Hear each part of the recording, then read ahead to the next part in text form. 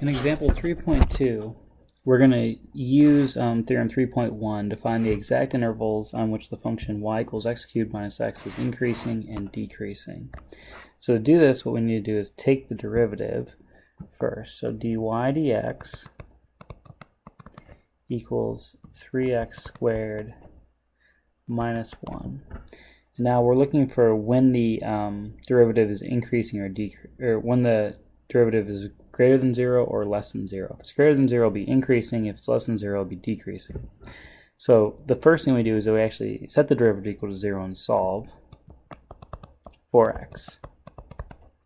So in this case, you get that 3x squared equals 1, or x squared equals plus or minus the square root of 1/3. And so this would be negative the square root of 1/3, and this would be positive the square root of 1/3. And let's see here. Then we need to figure out when is the derivative increasing or decreasing, or sorry, when the derivative is positive or negative, which tells you when the function is increasing or decreasing.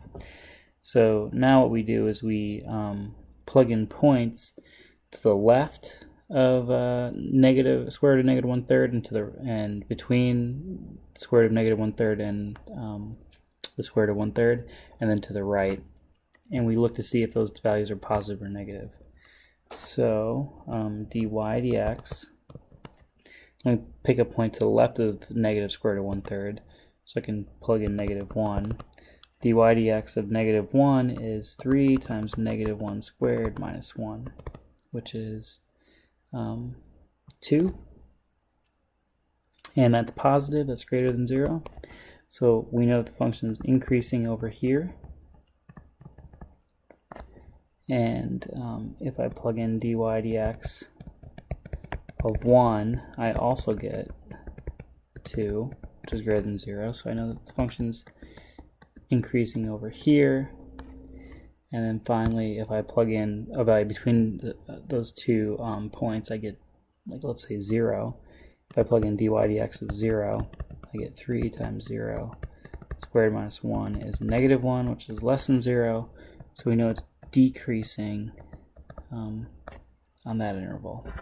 So to summarize, the function is decreasing on the interval from negative square root of 1/3 to the square root of 1/3, and it's increasing